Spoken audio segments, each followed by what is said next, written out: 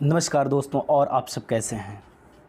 आज हम फिर 20 क्वेश्चंस लेके आए हैं BHU में MSc एंट्रेंस एग्ज़ाम 2021 के को देखते हुए। तो आइए फर्स्ट क्वेश्चन देखिए, दिया हुआ the Himalayas were formed due to. Himalaya का निर्माण किस कारण से हुआ था। तो उसका सही उत्तर जो होगा, हिमालय का जो निर्माण था वो किसके कारण हुआ था दोस्तों। तो इसका सही उत्तर होगा कि फोल्डिंग ऑफ द जियोसाइक्लाइन जो था, इसी को नेम्ड थेटिस है।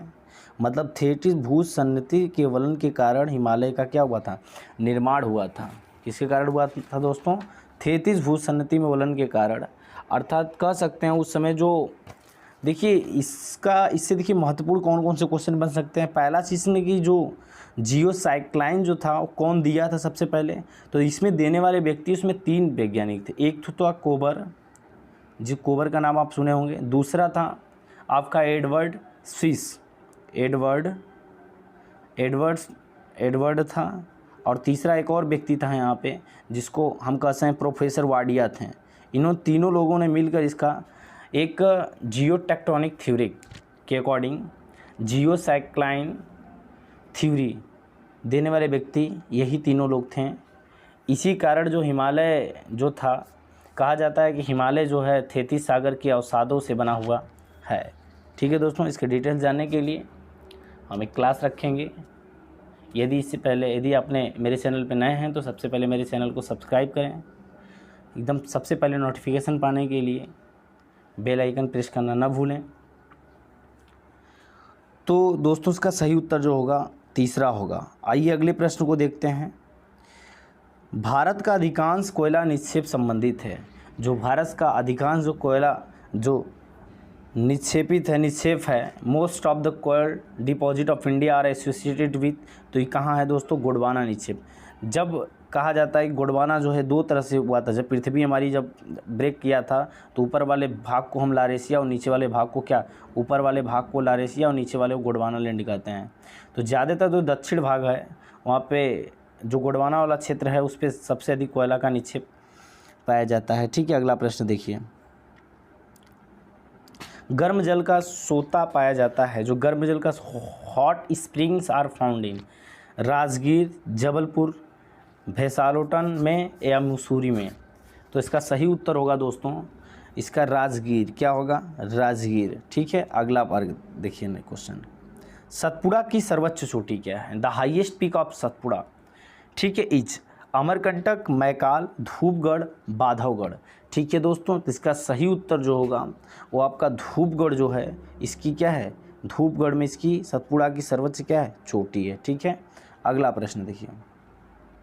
2 नदियों के बीच के जलोढ़ क्षेत्र को कहते हैं, जैसे the alluvial track between 2 reverse is called. इसको क्या कहते हैं, दोआब कहते हैं, मैदान कहते हैं, ताल कहते हैं, दियार कहते हैं। तो दोस्तों इसको क्या कहते हैं, जैसे एक नदी ये है, दो नदी हैं और दोनों नदी के बीच का जो स्थान होता है इसी को हम क्या कहते हैं, दोआब। क्या कहते हैं, दोआब। जो 2 नदियों के बीच का जो स्थान होता है उसे हम क्या कहते हैं, दोआब कहते हैं। तो इस प्रकार से इसका सही उत्तर जो होगा दोस्तों पहला होगा। ठीक है, अगला प्रश्न देखिए। पूर्वी घाट और पश्चिमी घाट मिलता है। देखो पूर्वी घाट, जैसे हम भारत के नक्शे की बात करें तो भारत का नक्शा इस प्रकार से, तो इधर वाले को हम क्या कहते हैं, पूर्वी घाट कहते हैं। यहाँ से लेके पूर्वी घाट है, यहाँ से लेके क्या है, पश्चिमी घाट है। इन दोनों जहाँ जो मिलते हैं उसको हम क्या कहते हैं, क्या कहते हैं दोस्तों, तो इसको हम कहते हैं क्या, नीलगिरी पहाड़ी पे आगे मिलते हैं। यहीं नीलगिरी पहाड़ी है तमिलनाडु में। ठीक है, यहीं पे दोनों क्या करता है, मिलता है। अगला प्रश्न देखिए। अगला प्रश्न आपके सामने है, क्वेश्चन नंबर 7 है। प्रायद्वीपीय भारत की सबसे लंबी नदी कौन है। तो प्रायद्वीपीय भारत की जो सबसे लंबी नदी है दोस्तों वो क्या है, गोदावरी है, जो कि 1500 क्या है, किलोमीटर है इसका। ठीक है दोस्तों, अगला नेक्स्ट देखिए।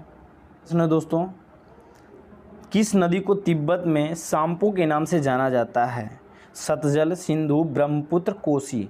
तो तिब्बत जो चाइना का पार्ट है, ब्रह्मपुत्र को वहाँ पे क्या कहा जाता है, सांपो कहा जाता है। क्या कहा जाता है दोस्तों, सांपो कहा जाता है। और अपने इंडिया में जो है इसको किस नाम से जाना जाता है, ब्रह्मपुत्र के नाम से जाना जाता है। और इसका एक और नाम भी है, जब बांग्लादेश में प्रवेश करती है तो इसी को हम क्या कहते हैं, जमुना कहते हैं। क्या कहते हैं, जमुना। क्या कहते हैं दोस्तों, जमुना के नाम से भी इसी को हम जानते हैं। ठीक है, तो ब्रह्मपुत्र, शाम्पो और जमुना। ब्रह्मपुत्र इंडिया में, शाम्पो तिब्बत में, जमुना बांग्लादेश में। अगला प्रश्न, किस नदी को भारत की सांस्कृतिक विभाजन कहते हैं? Which river is known as the cultural divided of India? तो इसका सही उत्तर होगा दोस्तों नर्मदा। किसको कहा जाता है? नर्मदा को। अगला प्रश्न, रेंगुर शब्द से क्या आशय है? देखिए रेंगुर जो होता है, रेंगुर ठीक है सॉइल से रिलेटेड है, लेकिन रेंगुर शब्द किस सॉइल को कहते हैं? रेंगुर। तो रेंगुर किसको कहते हैं दोस्तों? तो इसका सही उत्तर जो होगा वो जो काली जो होती है, ब्लैक कॉटन सॉइल जो होती है, उसी को रेंगुर भी कहा जाता है। ठीक, इसका सही उत्तर क्या होगा? सेकंड होगा। अगला प्रश्न देखिए, अगला प्रश्न 2011 की जनगणना अनुसार किस भारतीय राज्य का जनसंख्या घनत्व सर्वाधिक है? तो अभी तो 2021 सेंसस अभी हुआ नहीं इंडिया का, तो 2011 के अनुसार जो राज्य का जनसंख्या घनत्व सर्वाधिक कहाँ का था दोस्तों? बिहार, उत्तर प्रदेश, पंजाब और मध्य प्रदेश। तो इनमें सही उत्तर होगा दोस्तों बिहार का जो था जनसंख्या घनत्व क्या था? सबसे अधिक था। According to 2011 census the total number of town in India is. 2011 की जनगणना के अनुसार भारत में शहरों की कुल संख्या कितनी थी? तो कुल शहरों की संख्या कितनी थी दोस्तों उस समय कुल शहरों की जो संख्या थी 7035 थी। ठीक है, 7035। अगला प्रश्न है क्वेश्चन नंबर 13, भारतीय जनगणना विभाग ने भारतीय शहरों को कितनी श्रेणी में बांटा है? तो कितनी श्रेणी में दोस्तों बांटा है? तो इसको 6 श्रेणी में बांटा गया है। ठीक है, अगला प्रश्न देखिए, निम्न में से कौन सा शहर गंगा नदी के किनारे बसा है? देखिए इनमें से कौन सा, विच of the following cities located on the bank of river Ganga?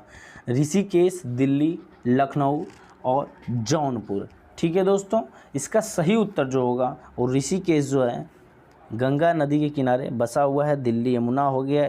ठीक है, अगला प्रश्न देखिए, बोकारो स्टील सिटी स्थित है। जो बोकारो स्टील सिटी स्थित है बिहार में, झारखंड में, मध्य प्रदेश में, छत्तीसगढ़ में। तो इसका सही उत्तर क्या होगा दोस्तों? झारखंड में। कहाँ पे? झारखंड में। अगला प्रश्न, भारत में पहली बार जनसंख्या भूगोल के अध्यापन की शुरुआत हुई। तो सबसे पहले first university in India starting teaching of population geographies, Delhi university, Patna university, Aligarh Muslim university और पंजाब यूनिवर्सिटी। तो इसका सही आंसर क्या होगा दोस्तों? सबसे पहले स्टार्ट किया गया था पंजाब यूनिवर्सिटी में।